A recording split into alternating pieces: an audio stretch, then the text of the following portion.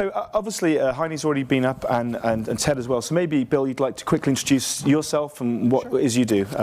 So my name's Bill Mooney. I'm Chief Product Officer at Skillz. I'm a longtime industry veteran. I just came from an interesting year at EA where I made Galaxy of Heroes, which is a game that has been interesting. And I left it to go to Skillz because I was interested in fundamentally different player motivation, which is Skillz is sort of approaching esports from a very different dimension.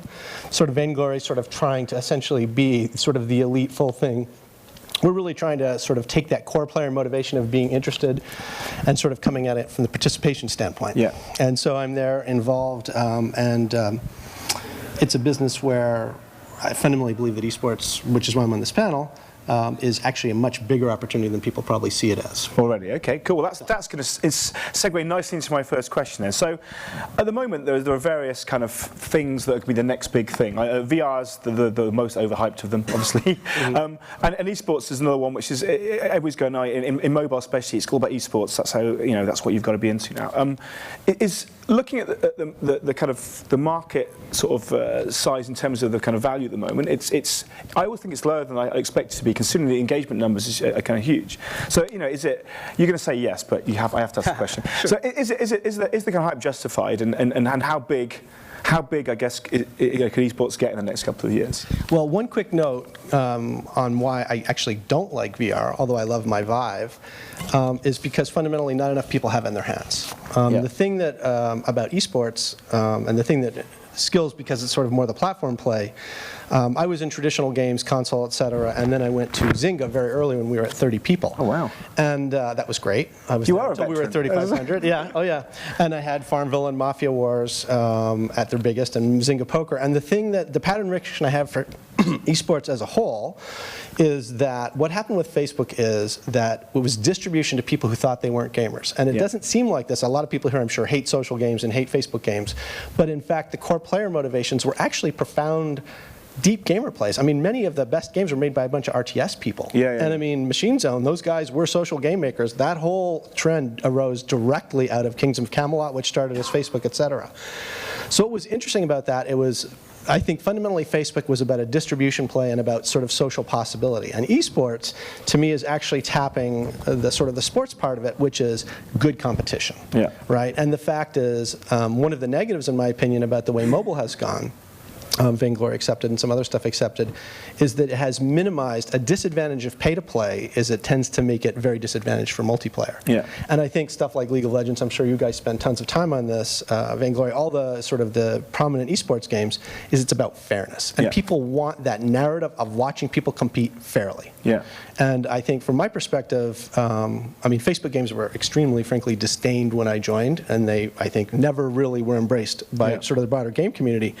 Whereas esports, I think, there's that hardcore, because everybody who works in industry is much more likely to see that kind of game, but it's much broader because that core motivation exists, and there are 2 billion phones out there, and people like to compete.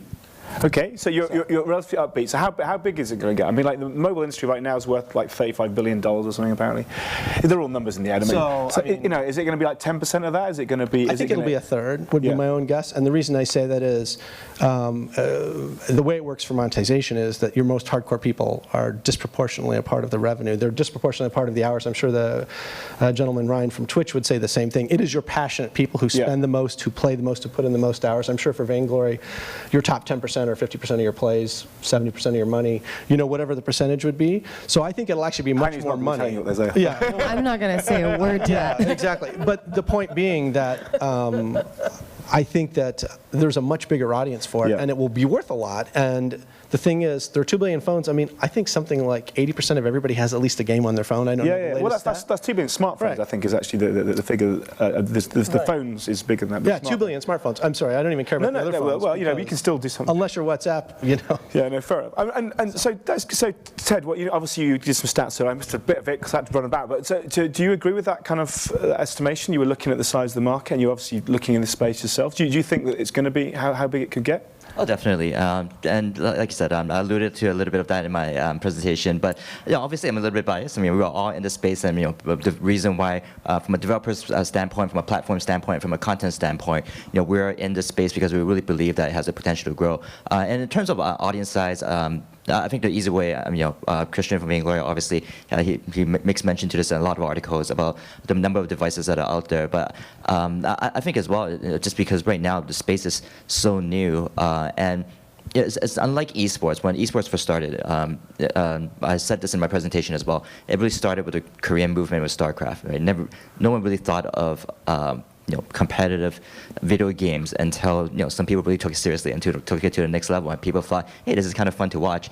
But esports has been building up for the past 10 plus years already, and I think it's an easy transition to mobile because people can already see what's happened with the League of Legends scene, what's happened with the CS:GO scene. So no, I think your potential is definitely huge. It's huge. So we're looking, guesstimating around about 10 to $11 billion. So in the next couple of years, probably next year if we're lucky. So looking at the kind of makeup of that, what that could be like. I mean, right now, obviously, MOBA, Vainglory's MOBA, it's a kind of made for mobile version of what's already out there. It's brought some new innovations and stuff, but it is using something that's already out there, and it's quite deep and hardcore involved. I played it and I'm not very good at it because I think I'm too old and slow.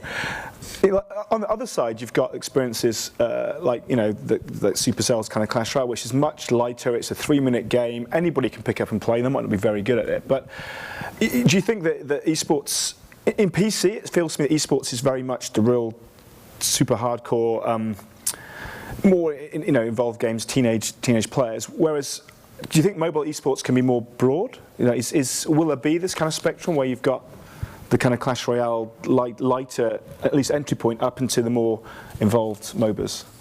If you're directing the question to me, I think anybody. Absolutely, absolutely yes. I mean, to kind of add to those numbers a little bit, if you look at esports, there's around 700 to 800 million PCs around the world, and esports is a big thing. If you look at smartphones, I think that the number is 3 billion smartphones out there. So if you look at the potential reach of esports, the numbers are just humongous, right? So mobile esports has the potential to become a mass market thing, and if the bigger the thing becomes, obviously you'll have a broader selection as well. And much like in PC, like I mentioned earlier, it's not only League of Legends and Dota 2. You have Hearthstone competitions, you have CS:GO, you have Rocket League. You have a ton actually happening in esports, and I do find that in mobile esports there's going to be similarly a lot of space for multiple titles. Maybe people want to watch competitive Candy Crush. I don't know. That could be a thing. Candy Crush. That's the whole thing. I mean, if you look at mobile gamers overall, it's such a broad piece. I think kind of the definition of gamer overall has changed largely due to mobile, because we all suddenly play games, not only just hardcore hardcore gamer folks. So I definitely do think that esports, mobile esports especially, will and should look different as well. I mean, you'll have the competitive bit, which we stand for, like the kind of hardcore, let's do these big tournaments and all that. But then you'll also have different kinds of things happening, and I'm excited for that. And I'll weigh in on that. I agree completely, coming from an opposite angle. One of the things I was just looking at the other day, because I was curious about it, is there's something like 10 million views of Candy Crush videos on YouTube, right? I mean, the most casual, your mom plays a game out there, and people are actually watching people play streaming, and it's not just how to beat it. So I mean, we're pursuing it from that. We want all the people who play and stink. They want all the people who are great at it, but we fundamentally agree it's a huge market. Sorry. I'm just adding to that too. During my presentation, I talked a little bit about China and a bunch of games out there that consider themselves mobile esports. So I mean, one kind of extreme but fun example is these dancing rhythm games, because it does take skill. There is that synchronous competition aspect to it, and people actually like watching it. It goes back to the arcade days. I don't know if you guys remember like Dance Dance Revolution. Absolutely. Yeah, I mean that's competition too. Seeing somebody be actually good at it in the arcade and realizing that you could actually dance. You stand and watch that, and then you walk away before you actually. Before you had to go, That's certainly what I did. No, okay, that's really interesting. So we're looking at a market, so it's a sizable market. We're looking at maybe even more breadth than there is in the PC market. So a question which is, if you're a developer, you're a publisher, can you go out to make an esports game? And if so, what does it take? Or do you have to just make a multiplayer game and see, is it something, because it feels to me like things coalesce around something, but you didn't necessarily set out, maybe you did, but I don't know. Can you make it? Can you just go, I'm making esports? So, in my opinion, no, you can't. You have to focus on building a great game and then trusting your community to maybe want to play it competitively. And that's really kind of what happened to us. I mean, we're like, all right, let's make this MOBA. Man, you know what? It would be really awesome if people one day wanted to play it competitively, but that's like 10 years from now. And then all of a sudden, we're like, we were in like alpha, beta, something only in Singapore, and we had the first competitions running, right? You certainly encouraged it. You've taken it on. But and then it was like, oh, shoot, we're really not ready for this, but people want this, then okay, fine, let's make it happen. And that's how we ended up building the spectator client really quickly, and then kind of growing it from there. And I do think that it really comes down to building great games. You need to make really good games that, like you said, are fair, are not pay to win. They have to be based on skill. They have to be based on strategy. To keep it interesting to watch, right? Yeah. And then pretty much it's up to the community if they want to compete with them or not. But I guess what is the tipping point then? You've kind of made, I will spread this out, but just to, you said you made the game, it was very mobile, it was going to be mobile MOBA, it's like, it's a great hardcore game, and then at some point there was a tipping point and we thought, let's get behind this, let's throw this in, we've got what it takes to be this esport thing. Was it, you said was somebody else set up a competition and that was the catalyst? Or? Yeah, it was a German guy called Tomek, who is the founder of Vainglory League, which is still our biggest community-run organization. And he really wanted to do competitive Vainglory stuff playing from Germany on a server in Singapore. And that's really where it started from. So what they did, because it's a 3v3 game, so they decided that 2 people play, and then the third players are only spectating. So that's how they were actually running a competition. Wow. Okay. At that point, it was like way too early. We're like, great, keep going. And then a little bit later, when we actually had launched the game to iOS, we were able to start actually thinking about supporting it better. All right. And then that's perfect answer. Ted, what do you think? I mean, do you think it's possible to set up a game to be more likely to succeed as an esport? Obviously, we're talking about being fair. We've talked about being obviously a good game, a multiplayer game. Is there anything else you think that would helps? Yeah, and I'll just add to that. That was a really good example that you threw out there, and that actually, really stresses the importance of community and the engagement with the actual players.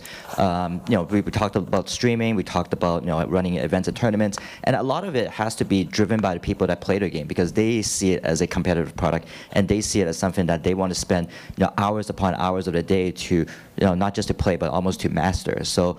Alluding to what you were saying about having the Vainglory tournament, what I'm seeing with some of the games. So recently, I've talked to Critical Ops. So they're a first-person shooter. So they're in the alpha stage, and already they're starting to build up a community because there's that fan base that likes to play first-person shooters on mobile. So I think as a developer, you can only do so much to build a game, but keeping in mind that. Once this game goes live, are people going to be so engaged with it that they want to produce their own content on Twitch? They want to record the gameplay and they want to keep playing competitively so that maybe one day they can win a prize. So what I'm seeing in Asia, sometimes it's too forced. So a lot of companies. A lot of Chinese games, like about a high percentage of Chinese games consider themselves to be kind of esports. Right, and sometimes they just throw in cash prizes to get people to play, and I think it's a wrong motivation to get people to try to play a game because there is a cash prize in the tournament. So I think it needs to be beyond that, and the engagement in the community is a lot. Yeah, I mean, communities come up about like 17 times. So I guess in this whole process, your internal structure, community manager or community team, is pretty damn important in the whole thing because it's nurturing those guys that. I know that for Supercell, even before they're looking at esports stuff, like the community management role is really central to the whole team. Is that the same for you? Yeah, same for us. Our biggest team internally, I think, is actually the community management team. So we have, probably 20 community managers, so one per many countries that stay very closely to the community, help support community-level initiatives, because actually one part about our esports, yes, we have our official seasonal structure that we run together with Twitch, but we also support community-run tournaments. Yeah, exactly. It's like, hey, At one point, you'll have a feeder league of these amateurs. No, like there was just a group of friends in Thailand who wanted to organize a competitive things. We're like, here, great, have some in-game currency. We'll send you some stickers.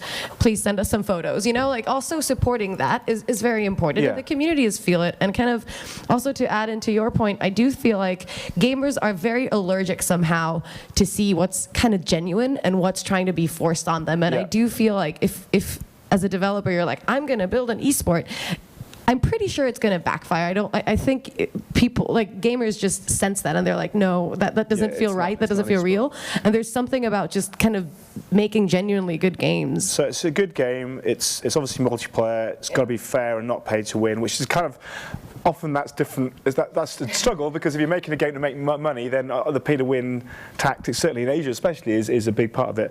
And then community is the next thing. Can I challenge some of this? You can challenge. I was about to come to you now. You've been sitting there quietly. I thought. No, it's no worries. I'm not to give Heine a hard time, but there's no way that you guys didn't make Vainglory with esports in mind. I know I've heard some of your investors speak about You're that. entitled to your opinion, but I will also say that is not the case. Okay, maybe so. I think it to some degree depends on the audience of this. I think it is an absolute red ocean right now to do the standard stuff. And especially, it sort of depends who the audience of this talk is. If I'm a developer, great if you have something that takes off. I mean, fair competition, community, all that stuff matters. You really should listen to the players, right? But I think it's important to not go at this in the absolutely linear way that everybody else does. I mean, Rocket League to me is a great example of a game that I would not think anybody would have predicted that would have become a non-trivial esport game. Right? Here's a game where it's cars playing soccer. It's an amazing game, isn't it? And it's awesome. But they had released it for like 3 times before, or at least twice before. Right, so this is the interesting point, and I use that as the only really significant of the, I don't know, top 8 or 10, I don't know the exact numbers of the most popular esports, but here is the game that's the outlier, right? And if I'm a smaller developer, and I'm not exceptionally well-funded, I do not try and say, I'm going to beat Vainglory, I'm going to beat CSGO. Yeah. Right, I mean, good for you, you might be the one that wins.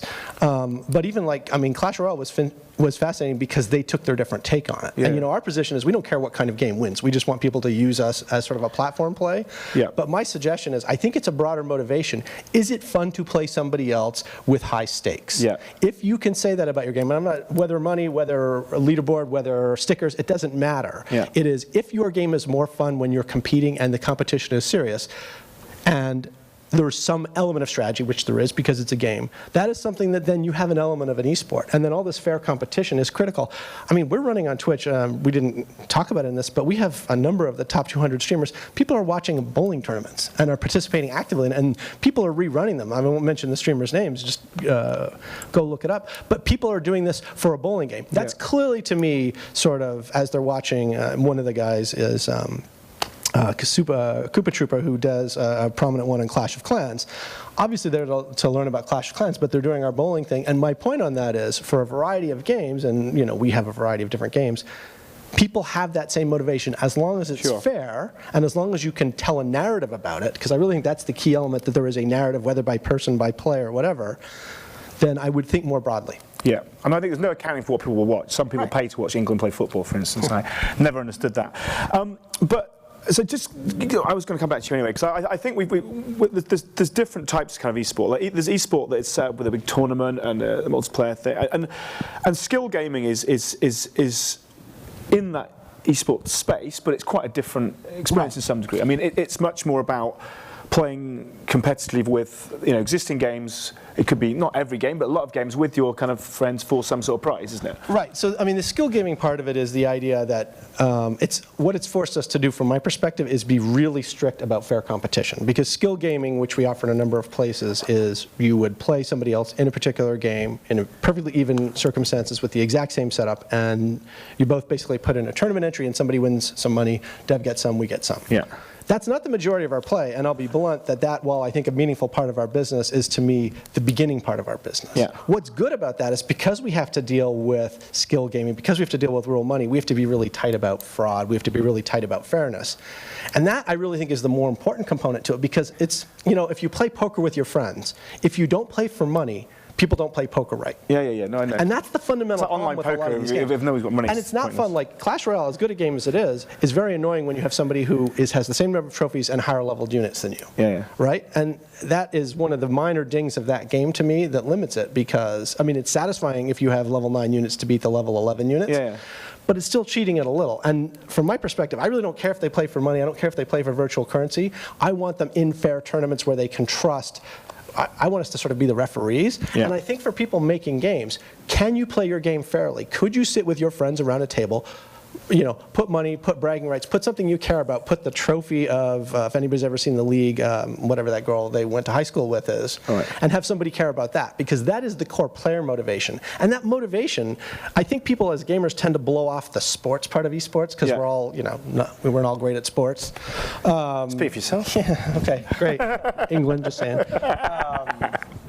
But, we're like, yeah, sports, whatever. But there is a profound element of that. And what's fun about sports is you want to be in what you care about when you play pickup basketball is that you find a good team where it's evenly matched. Yeah. That is the core element. And even if it's great if you're good. I mean, lots and lots of kids aspire to be on the teams, to be elite at one of the games. But simply getting out and playing basketball is fun. Yeah. If you can find a good match. Yeah. Right? And that's certainly our angle on it. But it's not finding even a just level, about us. I get the point. It's being able to compete at a level where, you're not going to be playing against the vainglory guys in the tournament. And there's a lot of old guys at the gym playing basketball or playing soccer. Yeah. And it's still fun. You still like it. You still are involved in it. It's still the great, massive majority. Yeah, I agree. I think that's the way it opens up, is when that tournament competition can come down to everybody and everybody can. I mean, do you have any gear from your favorite pro football player at this point? I don't have any favourite pro football. Or soccer, sorry. So, definitely. You do, right? And then you can't help it. And it's because you still get to play it a little bit. Yeah, no, exactly. Actually, on that, I have a comment and question, despite the fact that I'm a panelist, but I want to do a little bit of moderation as well, because I think it brings up an interesting topic that I've been thinking a lot about as well, is that with esports, with we talked about a number of products that are out there, and especially, let's say, a number of games that have integrated with Skillz. As a player, if I really want to be good at a game and consistently win, I have to pick the game that people play as well. So, it's the same thing with the Olympics, right? If I aspire to be an Olympic athlete, which sport do I want to dedicate my time to so that I can become a professional and try to go for gold? So, what's your take on that? I mean, as a player, let's say, it's risky for me to commit all my resources to try to be good at something when there are so many games out there, and knowing that there's a risk that half a year down the line, this game might not be around anymore. So I don't know how you would address that. So I guess from my perspective, it's great that somebody wants to be a pro gamer. That's less interesting to me, I would say. If you like that, be good at a lot of games, pick the one you get traction on and go. I just want everybody to play something where they're playing it fairly. I don't care. I really don't care what game it is. I suspect that what we'll see is people have a long-term allegiance to a game. I bet that they don't carry more than 2 games that they're serious about for esports, because the cognitive load is significant to understand a game at a profound level. What I hope is they have that one they love and they aspire to be professional in, and there are a couple others that they're trying that are fun, that are part of their lives, and that really, and this is speaking as an old school gamer, I just want to have multiplayer that doesn't suck on mobile. Yeah. I mean, that's really the thing, and I care more about it from mobile than PC. Multiplayer, it's broken in free-to-play. Well, okay. But Unless you're talking about an esport. That's my... Yeah. No, I get that. I get that. So we're an intimate group, let's say. So does anybody have a question? I've got a couple more things to ask. Anybody got a question? We've got a random question here. Go on. Throw it out there. Microphone's coming. The microphone's coming. Run, Forrest. Sorry, I always want to say that. That's good. I'm going to have to pay for that later, I think. Not so much. Is this even on? Yeah. Okay, not so much a question, but actually just on what Ted was saying. I'm actually a former pro gamer for Warcraft 3, and basically what happened is the game dropped in popularity, like completely off. Nobody was really playing it anymore, and it's kind of shitty. It's like, okay, so you're really good at this game that nobody's playing anymore. What do you do now? And then you kind of have to move on to something else. So there's that risk, like you were saying right there. When you were talking about it, I just had to say something. That's all. Yeah. So how long did you play, and how kind of good did you get? I was #1 North America for. That sounds good. About a year, yeah. Wow. So yeah. What do you play now? Right now, I don't know. I play like League of Legends at like plat level, so nothing really. Yeah. I played Magic Online. Was top 64 in the world like I don't know, a year or 2 ago. Not so much anymore. But so your frustration is that you've dedicated your time to this. It's like someone going, "I'm professional football. We stopped playing football now." It's that kind of. Yeah, it's like if you're going to be a pro athlete at football, and it's like, well, football's going to be around. It's still going to be there in 10 years. Yeah. So it's really awful to be like, oh, well, you're really good at a game, and then in 5 years that game's nobody plays it anymore. So no, it's a very good point. I mean, I obviously, there's kind of bellwethers as the Counter-Strikes people are still playing has been around a hell of a long time. Yeah, interesting. When I was young, you have to be good at games. That was Counter-Strike was the thing. But yeah. Yeah, Counter-Strike still played today as well. I mean, CS:GO is pretty popular. So. Yeah. Okay. Any other pro do, gamers? Some games don't. It's unfortunate if you get caught in the wrong ones. Cool. All right. Well, that's interesting insight. I've got two kind of more questions before we kind of wrap it up and go and grab some lunch. So, one is that we talked about earlier in the brand panel, and it's kind of a bit of a theme of this whole sort of track is about the international nature of the industry. Like mobile, more than any other part of the games industry, is truly international. So. In terms of the variance, I mean, esports in Asia is obviously, as a whole, far more advanced there. And what are the main differences, and how are you thinking of a game? As Vainglory, you're obviously doing tournaments out there, but can you be an esport everywhere, or do you have to kind of focus in on a region? Yes, you can be an esport everywhere, but you also need to really focus on each of the regions and playing to their strengths and differences. Yeah. On Super Evil's side, we're super focused on North America and Europe, and then we work with partners in Asia. So we've worked together with OGN On Game Network in Korea for the past year. So they've run competitive Vainglory there that's been broadcast on TV, and it's pretty impressive stuff. Yeah. So they really know how to address that market, and I think Korea especially is kind of the prime example of esports overall. It's just been around there so much longer than anywhere else, and it's very established. And then we're also working together with Giant in China. They're our publisher, so we're kind of working on the esports side of things together with partners over there. So honestly, like, I'm not the best person to kind of address the differences. No. Yeah. But I think mobile esports especially is so young everywhere that kind of the very same kind of questions, problems, opportunities, and threats kind of occur globally. And I do think that especially kind of our community is very passionate to see these kind of region versus region competition or worlds competition to kind of really compare which region is actually better. Yeah. And I do think that mobile, especially because the games are inherently so global and in the hands of people across the world, I think there's a lot of interest from gamers to see each other from around the world. Yeah. And that's what we did with Samsung at E3. We had a European team, US team. There was Germany, US, China, and Korea play in an invitational. That was super fun, and the players and the audience was ecstatic about it. So that's cool. Yeah. Do you have anything to add? I know you had some data which I've missed in my walking out, so Yeah, I will read that, but I will go back and read it afterwards. But yeah, I mean, I talked a little bit about China. So I think one of the breakout opportunities in China is just the fact that they were late adopters in terms of gaming, right? They never had console gaming, so the way that every household had a PlayStation, they never went through that experience, and they don't have the space. Let's say I lived in Hong Kong for a little while, and there's just not a space for a PC game room, right? So mobile is big because it's so much more accessible, and everyone has a smartphone there. So I mean, that's why the companies in China, were so aggressive in trying to push out mobile esports, and that's why I mentioned that according to Stupid Data, 24% of the top 100 grossing games are considered mobile esports games there. So, but they're considered by their publishers or considered by the public? Well, I mean, that's like how you perceive the data, right? Yeah, fair enough. But yeah, I think that's one difference I've spotted, and just the makeup of the market, the way people play the games. Obviously, with mobile esports, the more mobile devices and the more mobile gamers there are, the bigger potential it has. Okay, cool. And final question I get, well, one question, one prediction. I guess Tencent have recently acquired a small Finnish company, and they already have, they already own a relatively large esports business already. I mean, do you think there's going to be do you think that'll shake up mobile esports a little bit? I mean, I'm not saying that Ilka's going to let them come in and change what they're doing, but clearly, they've got sort of League of Legends and Supercell's, Clash Royale's going that way. Do you think that's going to accelerate that kind of growth of that game and other games? Will it affect the market? Are you addressing? One of you two.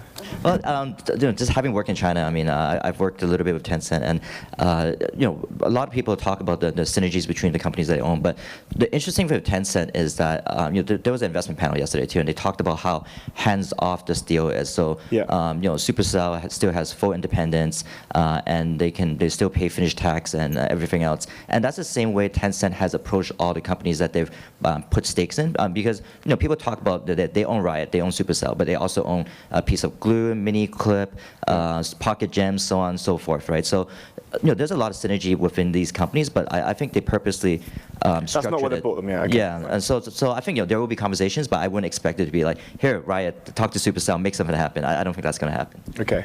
Yeah, I fully agree on that. I know Supercell folks, quite a few of them. Yeah. and for them, it's always about independence and also always about long-term vision. And I do think that Tencent offers them different kind of reach and potential in China that they haven't had before. And I'm kind of curious to see what comes out of it in the coming year, and kind of whatever Supercell will do in the esports space. I'm pretty sure it's going to be awesome. So they've already done it. To that. Yeah. Supercell's already done it. I think the story buries the lead, which is Clash Royale is esports. Yeah. It is esports for a much broader audience. Yeah. And it is transforming. I guarantee you there are 10% of all the games being out there are deconstructing the hell out of that game, trying to figure out how to do it. Yeah, there's already about 50 clones, isn't there? Exactly. So final thing, is there any one piece of advice, it's all being video, be out there, one piece of advice for guys wanting to get into this space, they've got a mobile game, maybe successful, is there any one piece, overriding piece of advice if you want to try and compete as a developer publisher in the mobile games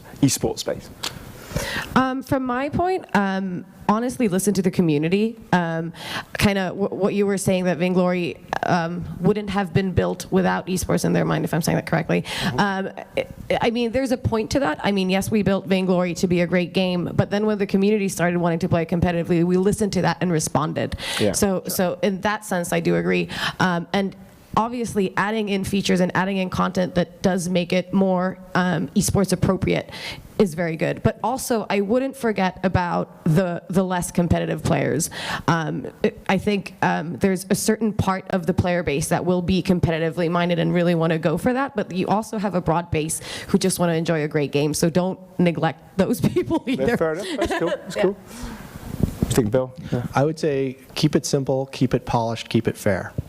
Okay? I would not be adding a lot of features. I would resist the temptation to add 1 million units. It's much more fun. I mean, I think the reason StarCraft was so popular for so long was they were obsessive about tuning that game. They were by far the first live service in any meaningful sense. They just kept going in, they watched the heck out of how people played, and kept finding breakers, kept changing it, kept fixing it.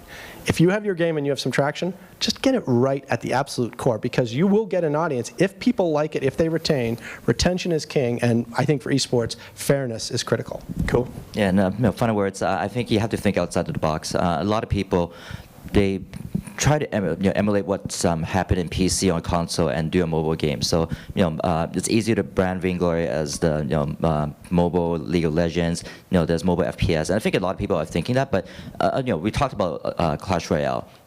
People still struggle to categorize what kind of game it is. Is it well, it's a bit of card, it's a bit of MOBA, it's a bit but we do agree that it's competitive and it has potential to be an esports game. So I think as a developer or publisher, you have to think outside of the box of, if you're building a competitive game, I'm not just trying to replicate the PC experience and put it on mobile. You have to be creative and think about what you can do with this mobile device to make a game that's fun, competitive, balanced, and all the things that we talked about. Brilliant. Okay, thank you very much. Well, I think it's time for lunch now. So a big round of applause, please, for here. Thank you very much.